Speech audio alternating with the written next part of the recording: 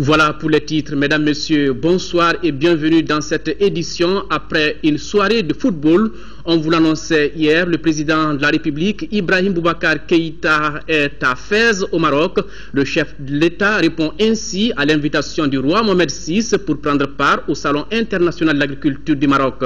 Occasion également pour le président IBK de magnifier la coopération multiforme et dynamique qui existe entre nos deux pays. Envoyés spéciaux, Bourama Traoré, Dembawan, Adama Kamara. C'est à 19h40 que l'avion présidentiel s'est immobilisé sous le tarmac de l'aéroport de Fès. À sa descente d'avion, le chef de l'État a été accueilli par le premier ministre marocain Abdelillah Ben Kama. Le président Ibrahim Boubacar Keïta répond ainsi à l'invitation du roi Mohamed VI à participer au 9e Salon international de l'agriculture du Maroc. Une confirmation de l'exemplarité de la coopération maliano-marocaine selon le chef de l'État. Ainsi vont les choses entre le royaume du Maroc et la République du Mali depuis notre avènement.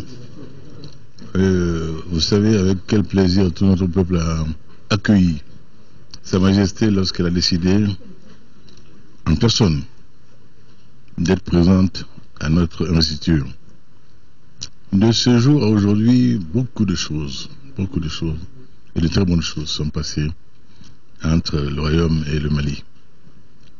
La dernière visite de Sa Majesté avec un groupe d'éminents opérateurs économiques marocains de toute qualité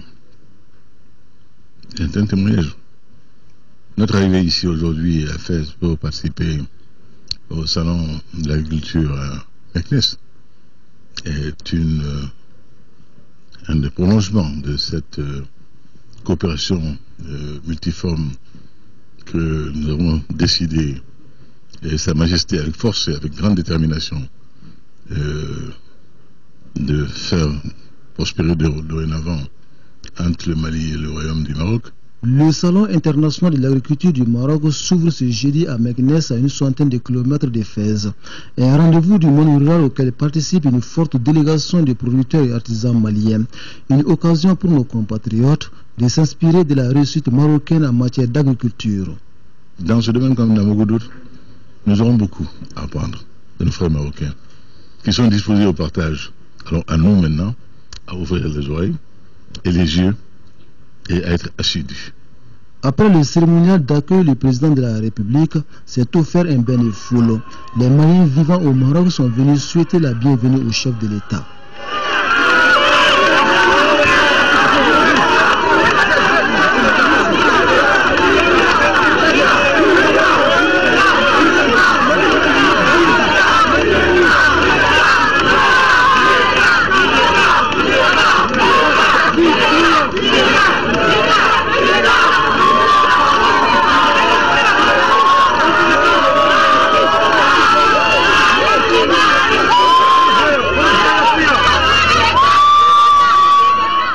Accueil populaire. Je vous le disais en titre, le président de la République était ce matin à la cérémonie d'ouverture de la 7e édition des Assises de l'agriculture de Meknès, occasion pour lui de s'imprégner des avancées du Maroc en matière d'agriculture.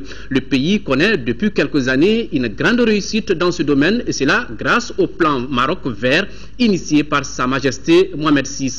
Le reportage nous envoie spéciaux à Meknès au Maroc, Ndé Sissoko, Dembawan. Un proverbe marocain dit « Qui sème bien, moissonne ». L'adage illustre bien la vision du royaume chérifien qui a fait de l'agriculture un secteur économique important du pays. En effet, sous les directives de Sa Majesté le roi Mohamed VI, une nouvelle stratégie de développement agricole a été mise en œuvre appelée Plan Maroc Vert. Un plan qui a créé une véritable révolution dans le monde agricole marocain. C'est pour s'imprégner de l'expérience marocaine en la matière que le président de la République, Ibrahim Boubacar Keïta, a participé à la cérémonie d'ouverture de la 7e édition des Assises de l'agriculture de Meknès. La rencontre a mis un accent particulier sur l'agriculture familiale. Aux côtés du président de la République de Guinée, professeur Alpha Condé, et du directeur général de la FAO, José Graziano da Silva, le chef de l'État a suivi avec beaucoup d'intérêt un film documentaire mettant en avant la réussite du plan Maroc Vert. Une expérience qui doit inspirer tout pays qui souhaite se développer par ses propres moyens, dira Ibrahim Boubacar Keïta. Ce documentaire est d'une éloquence insigne qui montre la volonté, la détermination, le sens de l'organisation et de la méthode poussée jusqu'au plus extrême raffinement dans l'organisation politique, économique et sociale. Tous nos soucis de dignité. Il n'y a pas de dignité de l'homme qui a faim. Il n'y a pas de dignité de l'homme qui est obligé de tendre la sébile pour avoir son quotidien. Non. La sécurité alimentaire, la vision du souverain chérifien est porteuse, non seulement pour son peuple, mais pour l'Afrique. Parce que chez nous, la lutte contre la pauvreté, la lutte effective contre la pauvreté passera nécessairement et effectivement par la libération du monde agricole. Il n'y a pas de salut, il n'y aura pas de salut dans aucun de nos pays sans la maîtrise du secteur agricole. Mais cela ne saurait se faire sans une participation active de la jeunesse, estimée au Mali à près de 70% de la population. Cette jeunesse, si elle ne trouvait pas à s'employer, à déployer son énergie dans des activités rémunératrices, des activités qui lui permettent de vivre de sa sueur, forcément qu'elle continuera à se perdre sur les mers dans les conditions que l'on sait, hélas. Il nous faut donc résoudre des questions vitales pour la survie de nos États. Cela passe par l'agriculture. La plupart des jeunes qui s'expatrient ou essaient de le faire viennent du monde agricole, poussés, chassés de leur terre par les changements climatiques auxquels nous avons très peu de place. L'avancée du désert dans mon pays est une réalité tangible, vérifiable, qu'il faut combattre.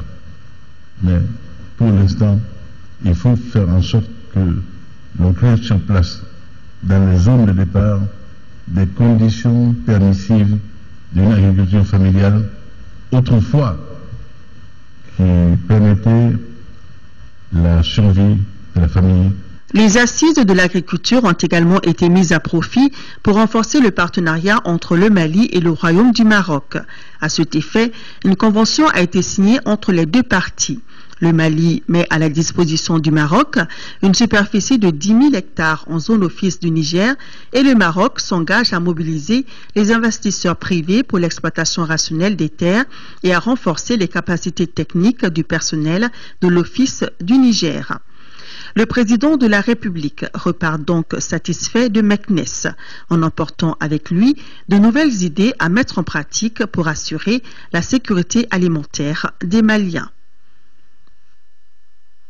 Notez que cet après-midi, le président de la République était à Rabat où il a rencontré la communauté malienne et rendu visite à 500 élèves imams en formation dans cette région. Nous y reviendrons dans nos prochaines éditions. Agenda bien chargé puisque demain, le chef de l'État participera à l'ouverture du Salon international de l'agriculture du Maroc. Notre pays est l'invité d'honneur de cette édition. Quoi de plus normal, le Mali est un pays très agricole et le SIAGRI qui est en cours à Bamako en est une parfaite illustration. C'est communiqué avant de poursuivre le cours de ce journal, communiqué du gouvernement suite à la mort de l'otage français Gilberto Rodrigues Lela. C'est avec une grande tristesse et une profonde indignation que le gouvernement du Mali a appris ce mardi la mort de l'otage français Gilberto Rodrigues Leal, enlevé le 20 novembre 2002 à Diema dans la région de Caï par des terroristes se réclamant du mouvement pour l'unicité et le djihad en Afrique de l'Ouest Moujao. Le Mali condamne avec la plus grande fermeté cet acte odieux digne d'un autre âge. En cette circonstance, circonstances douloureuses, le président de la République, son Excellence Ibrahim Boubacar Keïta, le gouvernement et le peuple du Mali expriment leur compassion et leur douloureuse sympathie au gouvernement de la République française et à la famille de Gilberto Rodriguez Leal, ainsi que leur adresse leurs condoléances les plus attristées. Cet assassinat lâche et ignoble que rien ne saurait justifier démontre à quel point les terroristes que nous combattons de toutes nos forces ont du mépris pour la vie humaine et le modèle de société démocratique et libre que nous nous efforçons de construire. Le gouvernement du Mali exprime sa solidarité au gouvernement et au peuple français et s'engage à leur apporter tout concours utile visant à traquer, arrêter et juger les auteurs de ces crimes odieux conformément aux lois en vigueur. Sur un tout autre plan, le conseil de cabinet s'est réuni ce matin sous la présidence du Premier ministre Moussa Mara, occasion pour les membres du gouvernement de procéder à la signature d'un document dénommé Engagement éthique et de responsabilité. Ce document détermine les conditions morales d'exercice de la fonction de ministre de la République. Alousseni Touré nous fait le décryptage du contenu du document. La signature de cet engagement est un acte de haute portée qui engage la responsabilité individuelle de chaque ministre. Les membres du gouvernement s'inscrivent ainsi dans une démarche éthique et de responsabilité qui inclut la solidarité gouvernementale. Les ministres qui, en termes de leadership, représentent le plus haut niveau dans notre pays, puissent aussi inscrire leur action dans un cadre moral et que ce leadership puisse répondre aux attentes de nos populations. Et ensuite, en même temps, que l'équipe gouvernementale soit une équipe, je l'ai dit, dans le cadre de la solidarité, que nous regardons tous dans la même direction et que nous allons au même rythme pour atteindre les mêmes résultats. Parce que quels que soient les résultats des uns et des autres, ce seront les résultats du gouvernement sous l'égide du chef de l'État. C'est pourquoi nous avons tenu à ce qu'un certain nombre de principes soit observé dans la conduite de l'action du département par chaque ministre. La loyauté envers le président de la République et la loyauté envers le gouvernement, la solidarité entre les membres du gouvernement, l'éthique, l'intégrité dans l'exécution de nos activités. Le document engage aussi ses signataires au respect du programme présidentiel sur la base duquel les Maliens ont porté leur confiance sur Ibrahim Boubacar Keïta. La connaissance du projet présidentiel qui forme l'armature de l'action publique aujourd'hui, puisque le chef de l'État a été choisi sur la base de ce projet, la mise de l'intérêt public au-dessus des intérêts privés. La bonne gouvernance et la diligence dans le traitement des dossiers figurent en bonne place dans ce code de bonne conduite. L'observation de la transparence et de la bonne gouvernance absolue dans tous nos actes, l'exemplarité dans tout ce que nous faisons et en même temps être réactif, être rapide, être diligent et faire en sorte que l'usager, dont la satisfaction duquel est notre souci constant de tous les jours et dont le bien-être duquel est notre souci de tous les jours, que l'usager puisse voir qu'il y a un nouvel état d'esprit dans l'administration. Quand le ministre est animé de bonnes intentions, quand le ministre veut que les dossiers avancent, quand il est diligent, quand il est réactif, il n'y a pas de raison que l'administration ne le soit pas. C'est lui qui est à la tête de l'administration. Donc tous les ministres, comme vous l'avez vu aujourd'hui, se sont engagés solennellement par leur signature à observer ces règles d'éthique et de déontologie et nous allons y veiller. Gageons que la bonne observation de ces principes ainsi édictés participe à l'amélioration des conditions de vie de nos concitoyens. Toujours à l'occasion de ce conseil, les ministres ont examiné les amendements relatifs à la loi de lutte contre la délinquance financière. Ce texte, qui doit passer prochainement devant l'Assemblée nationale, précise les conditions et les limites de l'enrichissement illicite. Sur le sujet, écoutons le ministre de la Justice, garde des Sceaux, Mohamed Ali Batili. Il est au micro de Alousseni Touré. On a donc procédé à la mise à jour du projet dans la mesure où l'évaluation de la mise en œuvre des recommandations du Forum national de lutte contre la corruption avait fait un certain nombre de suggestions qu'il fallait prendre en charge dans la loi valant lutte contre la corruption. Donc, le gouvernement tenant compte des conclusions de l'évaluation, a donc inséré un certain nombre de dispositifs qui puissent compléter le projet actuel qui est soumis au Parlement. Donc, nous avons essayé de voir qui peut être l'acteur, quel est celui qui peut être l'acteur de l'enrichissement illicite. Qui? C'est celui-là qui est en charge de la gestion des ressources publiques. Si on le dit comme ça, il faudrait aller secteur par secteur pour vérifier qui dispose de la gestion des ressources publiques. Une fois qu'on l'a fait, comment peut-il s'enrichir illicitement? Est-ce que c'est lui seul ou est-ce que, y compris l'entité familiale, est concernée?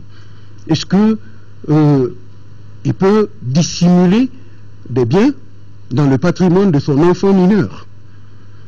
Inscrire un bien au nom de son enfant mineur. Les amendements ont porté tantôt sur le nombre de personnes qui doivent faire leur déclaration de biens. Des personnes vivant dans l'environnement de celui qui est en charge de la gestion des ressources publiques. Dans le contexte actuel, nous avons choisi les enfants mineurs, nous avons choisi le conjoint ou la conjointe, donc l'épouse ou l'époux de la personne qui est en charge de la gestion des biens publics. Autre grand titre de cette édition, le président de la République, Ibrahim Boubacar Keïta, a nommé l'ex-premier ministre Modibo Keïta au poste de haut représentant du chef de l'État pour le dialogue inclusif intermalien. C'était hier lors du Conseil des ministres. L'homme qui a été choisi est un professeur de lettres à la retraite qui a été ministre de l'Emploi et de la Fonction publique, des Affaires étrangères et de la coopération internationale. Le portrait de Modibo Keïta et les relations entre son entité et la Commission Dialogue et Réconciliation. Reportage signé Ramata Konate. Modibo Keïta, ancien premier ministre de mars à juin 2002, c'est celui en qui le président Ibrahim Boubacar Keïta a placé sa confiance pour conduire les pourparlers avec les rebelles. Le professeur de lettres à la retraite est très connu pour avoir occupé des postes importants au Mali de 1972 à 2002. Il fut ministre de l'Emploi et de la Fonction publique, celui des Affaires étrangères et de la coopération internationale sous le régime de Moussa Traoré. Peu de temps après, Modibo Keïta fut ambassadeur du Mali en Allemagne, Suède, Suisse, Danemark, Autriche et Norvège. Il occupa le même poste auprès des organisations du système des Nations Unies à Genève et à Vienne. Le professeur Keïta a été aussi secrétaire général de la présidence de 1999 à 2002. Le natif de Koulikoro mesure les dimensions de la mission qui lui est désormais confiée. Je vis la mission comme une mission d'une importance extrême, mais comme on dit, les choses deviennent difficiles quand on n'accepte pas d'agir. Moi, je vis ça de façon extrêmement optimiste pour un certain nombre de raisons. Parce que j'ai pu constater que le terrain a été défriché, qu'il y a eu des acquis d'une importance extrême déjà, qu'il y a eu des rencontres, des discussions et même l'accord préliminaire de Ouagadougou. Je crois qu'il y a des acquis indéniables qu'il faut saluer et sur lesquels on doit pouvoir s'appuyer pour mener à bien, cette mission.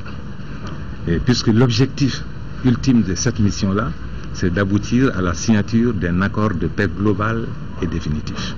Quelles seront alors les relations entre cette entité et la commission Dialogue, Vérité et Réconciliation? C'est deux entités différentes. Le groupe de femmes et d'hommes avec lesquels je travaillerai se consacreront essentiellement à la conclusion d'un accord de paix global et définitif. Et c'est inscrit dans le temps. Il est souhaitable que ce ne soit pas une mission de longue durée. Alors que la commission Dialogue et Réconciliation a pour but de recoudre le tissu social sur le long terme. Et cette commission existe, En tout cas, elle a été créée, même si les nouveaux membres n'ont pas été nommés, mais ils préparent le terrain. Imaginez-vous, si on conclut un accord de paix, alors que le tissu social n'est pas recousu, alors qu'il n'y a pas la réconciliation, où est-ce qu'on va? Donc il n'y a pas d'antinomie entre les deux entités, au contraire, nous travaillons ensemble.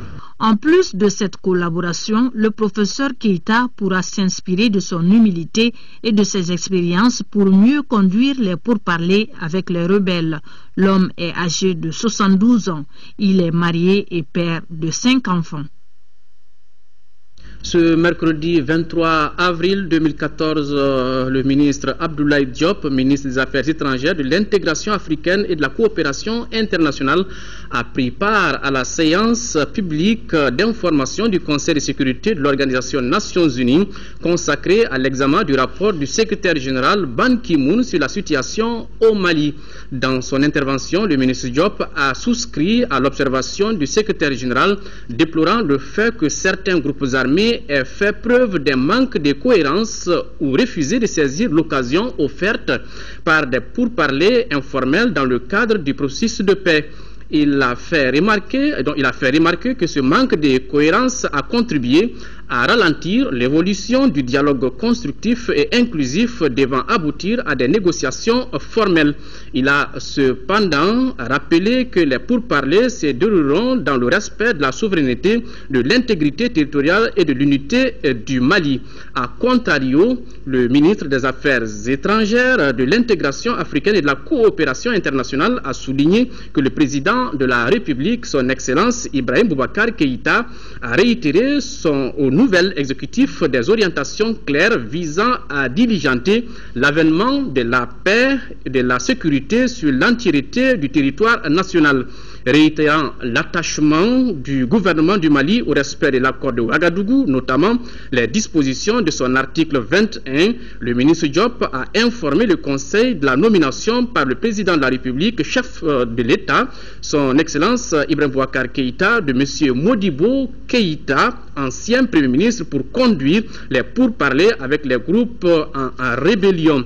S'agissant de la MINUSMA, le ministre Diop a regretté le faible niveau de la génération des forces de l'insuffisance d'hélicoptères, d'attaques et de transports militaires dans un contexte marqué par l'intensification des activités des groupes terroristes.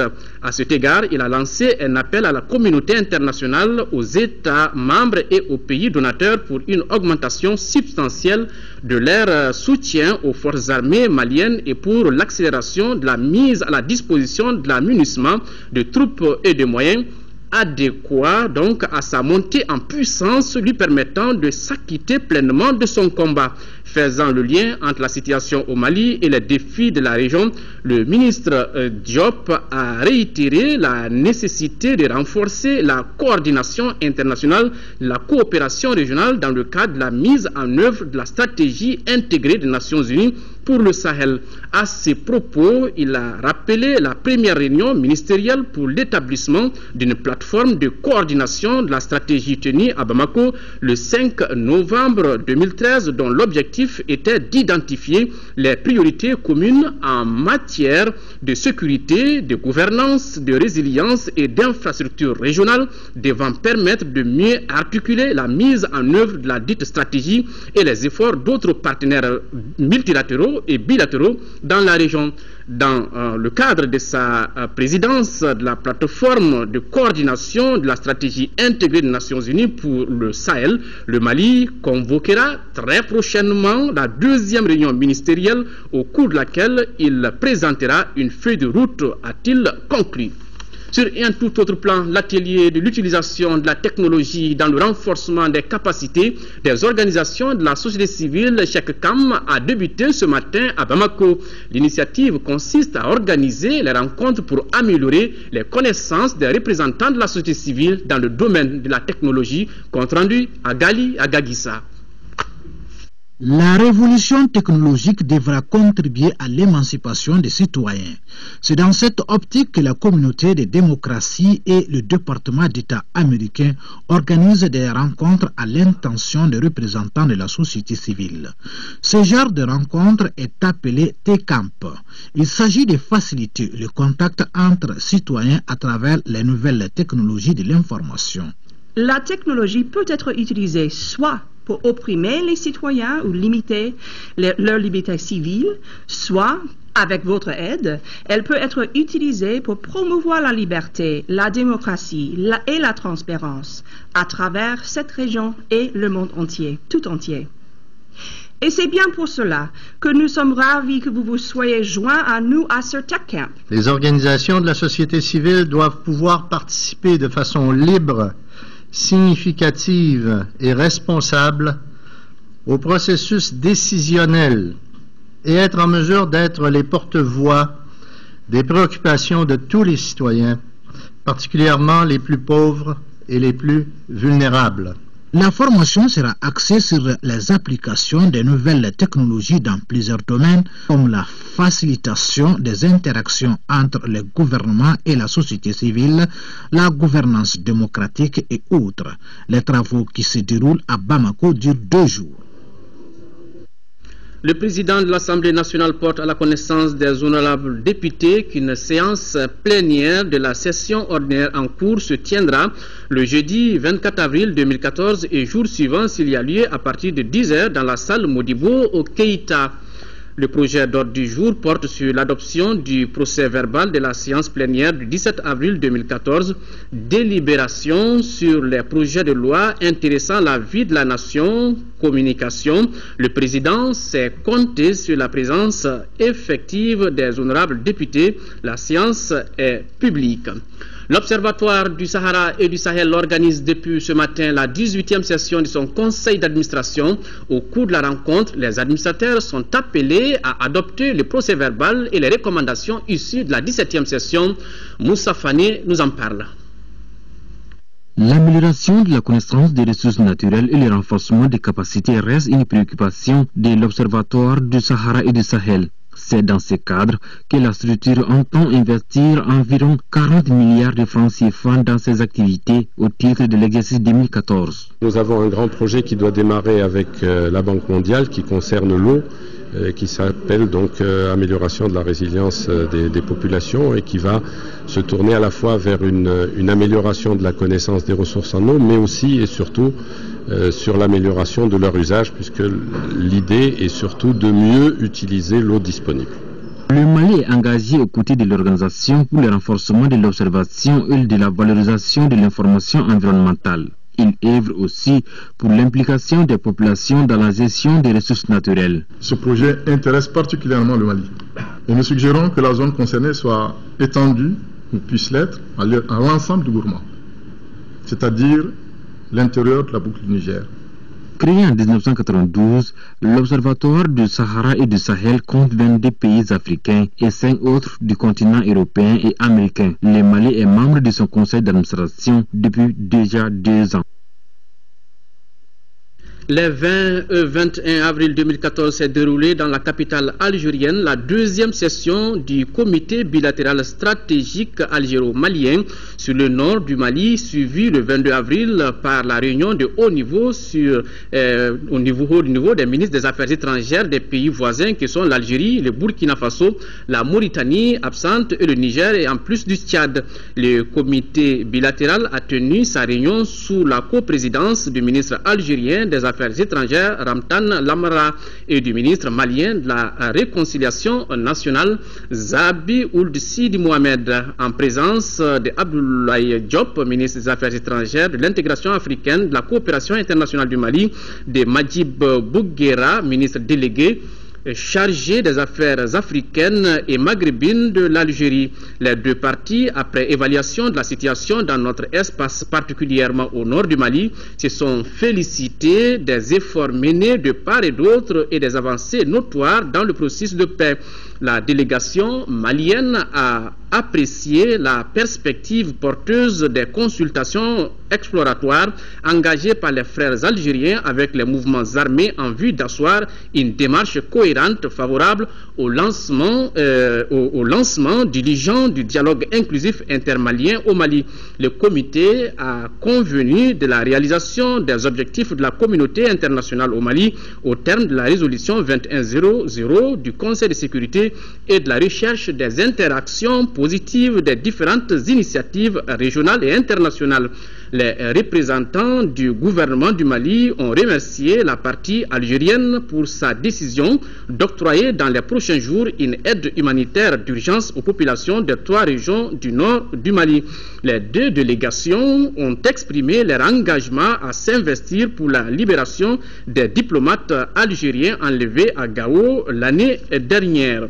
Les participants ont également souligné l'importance de la consolidation des acquis du processus issu de l'accord préliminaire de Ouagadougou du 18 juin 2013 dans les forums sur la question de la paix du Mali et autres initiatives heureuses qui ont suivi. Saluant en cela l'appui de la communauté internationale à travers la MINUSMA, l'Union africaine et la CEDEAO, ils ont également salué l'engagement du gouvernement du Mali à accélérer le processus de dialogue avec la nomination par le président de la République, Ibrahim Boubacar Keïta, d'un haut représentant du chef de l'État pour le dialogue inclusif intermalien. Les participants de la réunion de haut niveau, Algérie, Burkina Faso, Niger, Mali, Tchad, Algérie, ont convenu de conforter et de soutenir pleinement la dynamique en cours des consultations exploratoires engagées par l'Algérie avec tous les mouvements armés visés en la consacrant comme plateforme active devant créer la synergie nécessaire à la réussite du dialogue intermalien devant se dérouler au Mali dans un délai maximum de 2 mois. Consulté sur les résultats de la rencontre, la Mauritanie déclare souscrire entièrement à la démarche d'Alger qu'elle s'engage à accompagner dans l'intérêt supérieur du peuple malien, de nos 2 pays et de la sous-région en général. Retour à l'actualité nationale, la 5e édition du Salon international de l'agriculture de Bamako se poursuit au Palais de la Culture Amadou Hampâté-Bâ. Aujourd'hui, nous vous faisons découvrir un nouveau dispositif de traitement de l'eau tiré directement des fleuves, des mares et des puits pour la rendre potable. La machine qui a été conçue en Belgique traite 500 litres d'eau par heure. Dans les mois à venir, un atelier d'assemblage de cette machine appelée la Fontaine de Vie sera ouverte à Bamako. Mamari Koné est allé voir. Voici son reportage.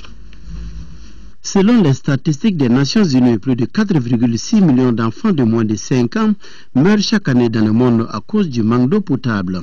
Selon les mêmes statistiques, sur le continent africain, 1/3 de la population n'a pas accès à l'eau potable et près de 2/3 n'ont pas d'installation sanitaire de base.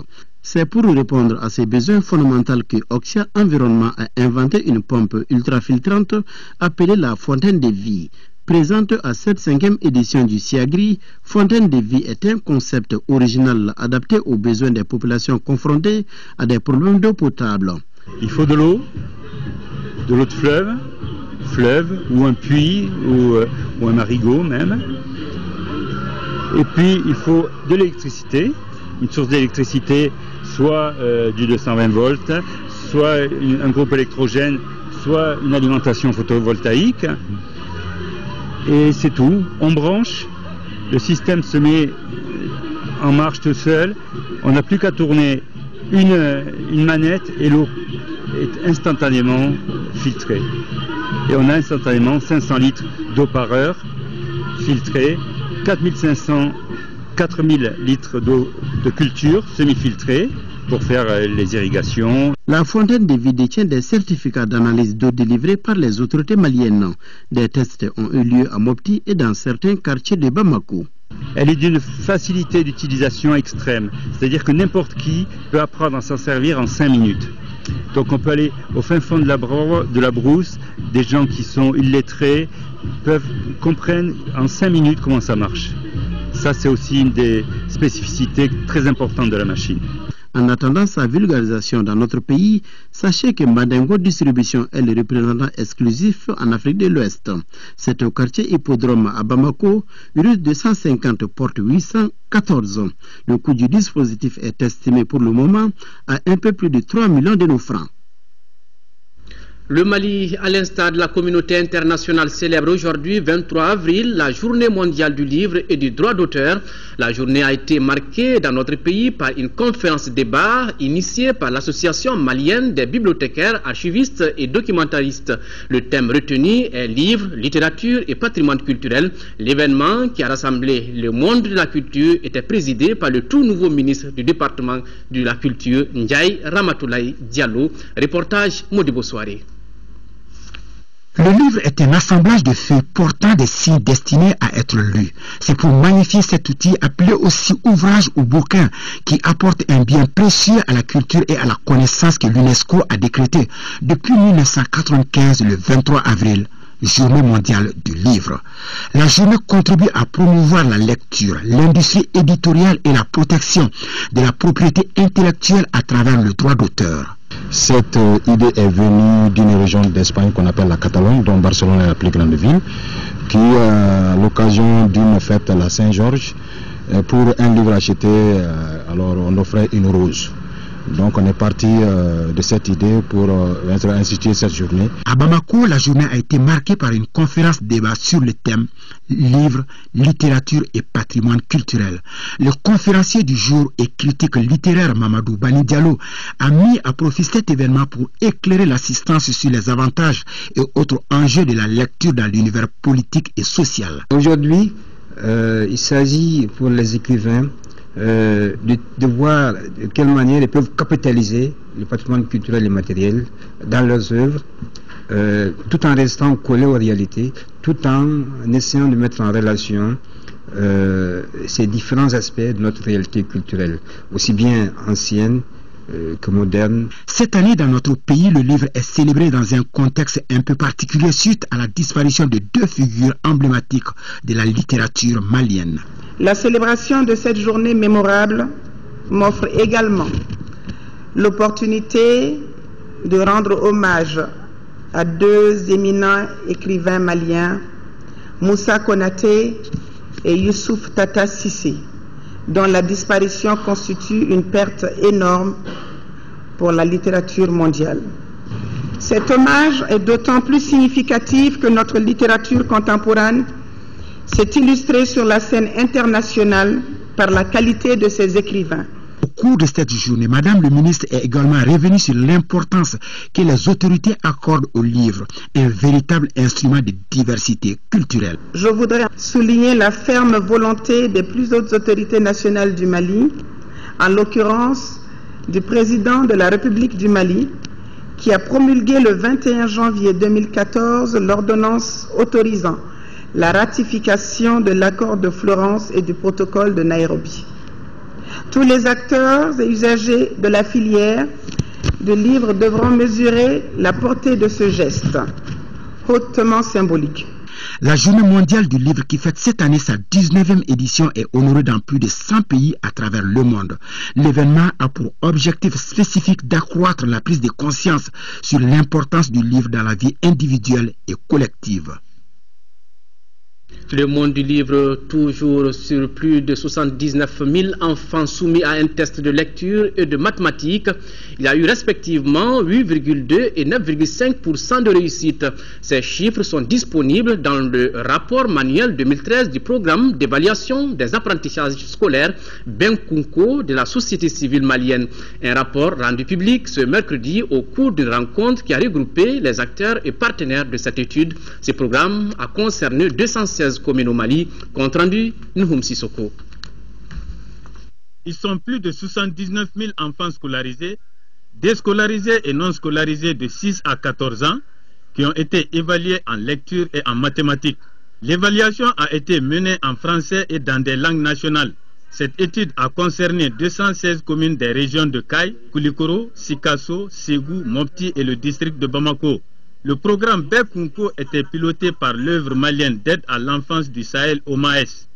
Le partage régulier de l'information sur les apprentissages scolaires n'est pas une pratique courante au Mali.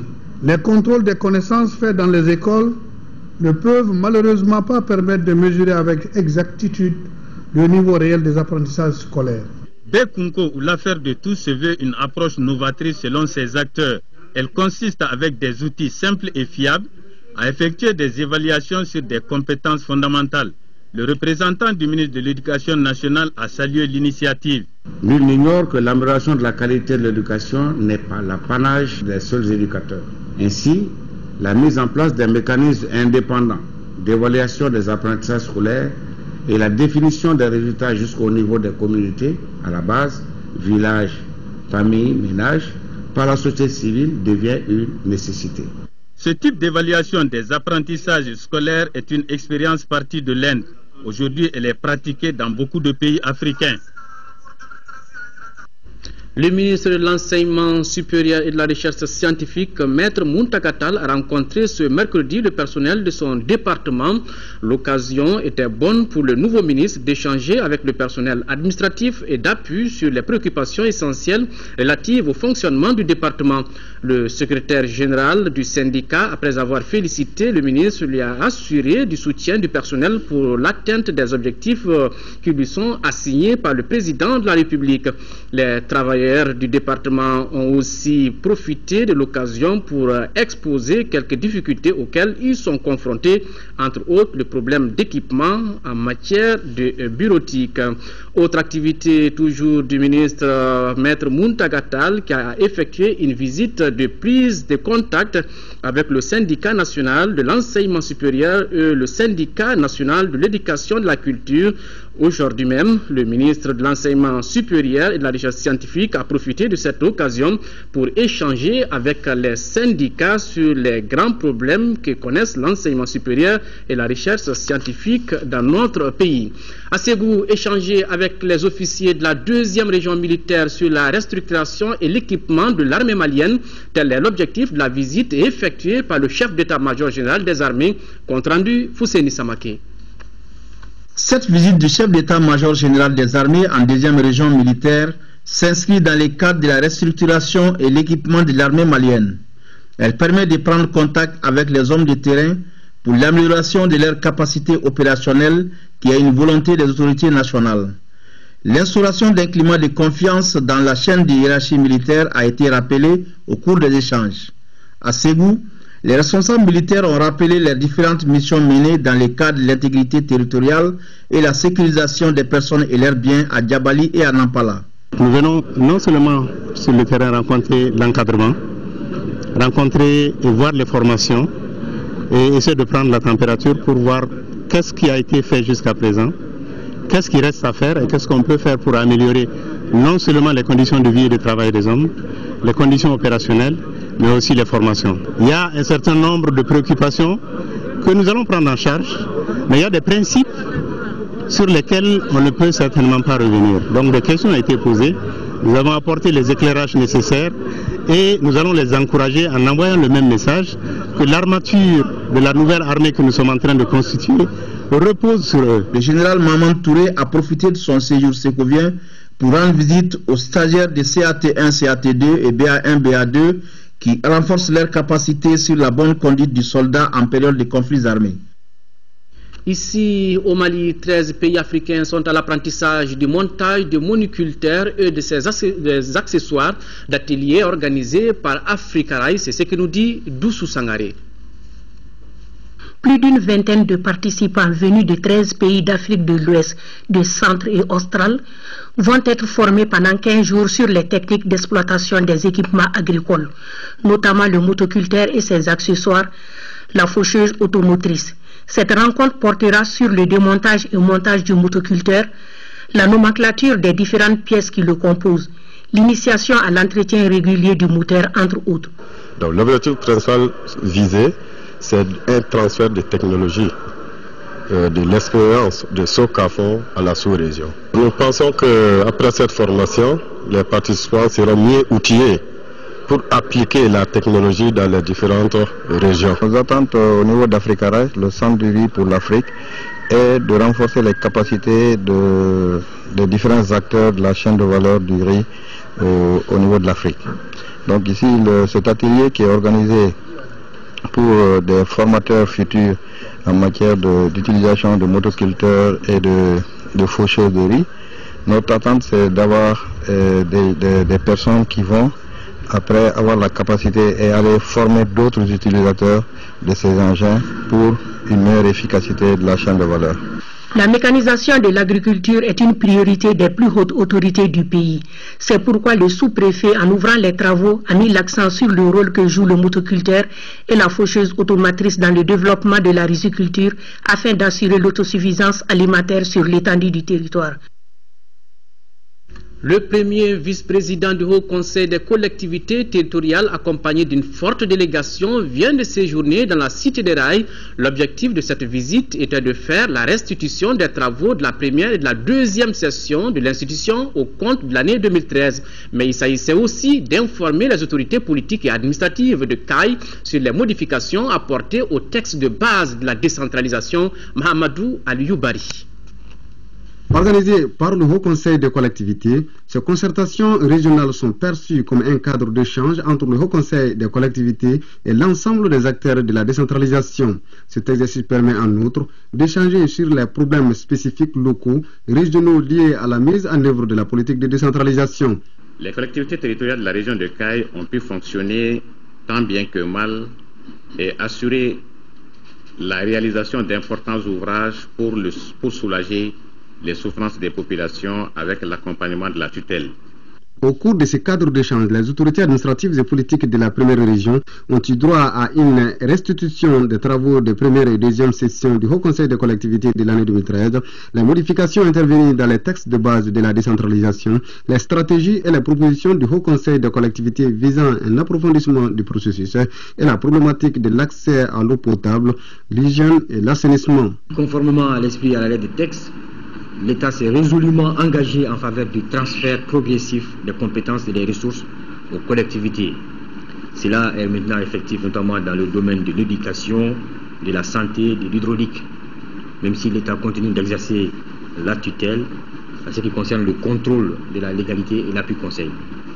Auguste autorité, votre présence ce matin ici, est-il nécessaire de souligner est la marque significative que vous accordez à la décentralisation, au renforcement du processus démocratique et à la promotion du développement régional et local, constituant l'essence de notre mission constitutionnelle.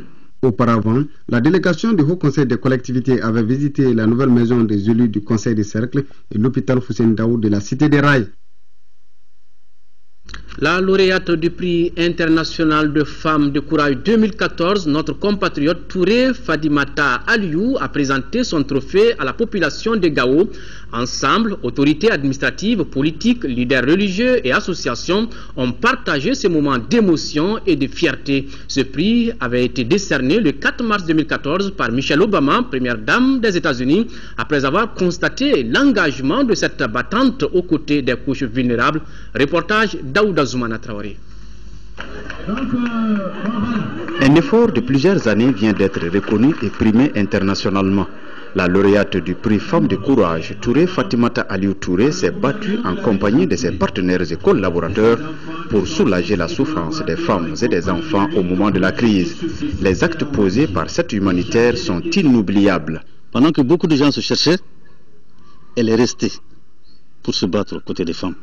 Il est arrivé au moment où elle a été braquée pour lui enlever son véhicule. Ils sont rentrés chez elle avec des armes. Ça ne l'a pas effrayée. Elle était tellement sur le champ de bataille que ses collaborateurs avaient eu peur pour elle. Ce qui fait qu'ils lui ont même organisé un sauf-conduit, on lui a envoyé un véhicule pour qu'elle puisse sortir de Gao. Elle a dit non. Tant que les femmes de Gao sont là, tant qu'elles souffrent, je ne serai partie d'ici. Cette grande dame qui trouvait toujours des solutions aux problèmes des personnes en situation de détresse. Elle a été le symbole de la lutte pour l'émancipation de la femme en général. Selon la lauréate elle-même, ce trophée est la propriété de toutes celles qui ont subi les exactions des terroristes. J'ai accepté ce prix avec beaucoup de fierté et je le dédie à toutes les femmes maliennes, singulièrement tous les femmes de la région de Gao qui ont subi la violence, l'humiliation dans leur chair et dans leur âme. Cette combattante, dont le parcours a été jugé exemplaire lors de la cérémonie, a plaidé la cause de la femme afin qu'elle soit dotée des statuts politiques, juridiques, culturels dans l'optique de jouer pleinement un rôle considérable dans le développement du pays. Le gouverneur du district de Bamako convie en réunion ce jeudi 24 avril 2014 à partir de 10h dans la salle de conférence du gouvernorat les représentants des partis politiques du district, les coordinateurs des chefs de quartier du Haut Conseil islamique, des églises protestantes et catholiques, du Haut Conseil, du Conseil national et du Forum national de la société civile, la CAFO et de l'APDF. L'ordre du jour portera essentiellement sur une prise de contact avec les nouvelles autorités du district. Sauver le légendaire Tata de Sikasso, cette gigantesque muraille témoigne de l'histoire de la résistance du Kénédougou. C'est l'ambition désormais affichée par les autorités en charge de la culture. Une rencontre d'information sur les mesures envisagées pour protéger le site associé s'est tenue hier à Sikasso, compte rendu Sékou Konaté. Il s'agissait au cours de cette rencontre de partager avec les chefs de quartier, notabilités de Sikasso, acteurs culturels et agences immobilières, le contenu de la lettre du ministre de la Culture est relative à la protection du Tata de Sikasso et de ses emprises ou servitudes. Un Tata de Sikasso classé patrimoine national est aujourd'hui victime de toutes sortes d'agressions. Et le Tata et ses éléments associés. Aujourd'hui, vous partez, vous allez trouver des bornes parcellaires sur les sites. Vous allez trouver des plaques de l'eau à usage d'habitation. Certains ont construit, même en dur. Donc le Tata est véritablement agressé. Pour alors sauver ce qui peut l'être du légendaire Tata de Sikasso, témoin de l'histoire de la résistance du Kénédougou, des mesures vigoureuses seront mises en œuvre dès la fin de ce mois. Dresser un répertoire des sites et des monuments, ensuite passer pour faire l'état des lieux de ces sites. Bon, après l'état des lieux maintenant, nous allons procéder à la délimitation et au bornage de ces sites. Les servitudes qui sont occupées par des citoyens seront carrément et purement dégagées par le service de l'urbanisme et par la brigade de contrôle du service de l'urbanisme. Nous avons le devoir de préserver les Tata et ses sites associés. C'est le patrimoine aujourd'hui culturel national qui doit être préservé non seulement par la population de Sikasso, par les élus de Sikasso, mais par nous-mêmes. Donc c'est vraiment un message que nous leur lançons pour nous faciliter le travail de bornage et de délimitation. En plus du Tata, le Mamelon, la fosse commune, les monuments des Samori et autres sites de la ville seront concernés par cette opération qui vise à sécuriser ces biens culturels pour qu'enfin Sikasso devienne une véritable destination touristique. Fin à Tukuto de la 8e session de formation de 50 jeunes venus des différentes régions. Pendant plusieurs semaines, les participants ont renforcé leurs capacités dans 3 corps de métier. À travers cette formation, le ministère de la Jeunesse et de la Construction citoyenne entend assurer aux jeunes les réinsertions socio-économiques. Le point, c'est avec notre envoyé spécial, Ali Djoumatina. Cérémonie riche en couleurs au camp de jeunesse de la commune rurale de Tukuto, dans le cercle d'Ekita. Durant 2 mois, environ 50 jeunes, dont 17 filles, ont appris des techniques en carrelage, en coupe-couture et en électricité bâtiment. Cette formation initiée par le ministère de la Jeunesse et de la Construction citoyenne permettra de réduire l'épineux problème d'emploi. Au moment où l'emploi, de façon générale, s'est fait de plus en plus rare et où le marché de travail devient de plus en plus exigeant, donnant moins de chances aux jeunes sans qualification professionnelle, la formation apparaît comme la solution idoine à l'insertion socio-économique des jeunes. L'entrepreneuriat est une alternative adéquate, d'où l'accompagnement des partenaires techniques et financiers ainsi que du département de la jeunesse. Les camps de jeunesse occupent une place de choix dans le programme d'activité de la Direction nationale de la jeunesse. Et nous demandons encore plus de moyens et plus d'appui dans les camps et pour qu'on puisse prendre en charge beaucoup de jeunes, surtout les déscolarisés et les non scolarisés. Quelques produits réalisés par les stagiaires en coupe-couture ont fait l'objet de défilés de mode. L'assistance a aussi visité des stands. Des kits ont été donnés aux différents apprenants, désormais aptes à œuvrer. Puis des attestations de reconnaissance à certaines personnalités et structures qui ne cessent d'accompagner le camp de jeunesse de Tukuto. À suivre après cette édition, le journal spécial du Siagri, Nyanya Aliou, travailler son équipe vous feront découvrir d'autres merveilles de ce salon juste après ce journal. Page noire de cette édition, Sidiki Diarra n'est plus. L'ancien président de l'Assemblée nationale du Mali de 1983 à 1991 nous a quittés hier.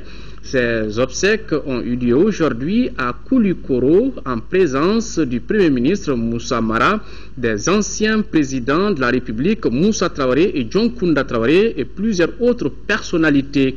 Nous reviendrons en images sur cette cérémonie funèbre dans nos éditions de demain. Et puis, le président de l'Assemblée nationale du Mali, l'honorable Chaka Sidibé, les membres du bureau, l'ensemble des députés et le personnel parlementaire ont la profonde tristesse de porter à la connaissance des populations le décès de l'honorable Sidiki Diarra, ancien député, ancien président de l'Assemblée nationale élu dans la circonscription électorale de Koulikoro. Décès survenu ce mardi 22 avril 2014 à Koulikoro à l'âge de 84 ans. En cette douloureuse circonstance, le président de l'Assemblée nationale, au nom de la représentation nationale, exprime à la famille éplorée ses condoléances les plus attristées. Puisse Dieu, le Tout-Puissant, l'accueillir en son sein. Voilà, c'est la fin de ce journal. Au nom de l'ensemble de la rédaction, merci de votre aimable attention. Autre rendez-vous avec l'actualité demain 10h, 13h. Une présentation de Kayatou Kone. Je vous retrouve s'il plaît à Dieu pour les éditions du soir. Au revoir et qu'Allah bénisse le monde.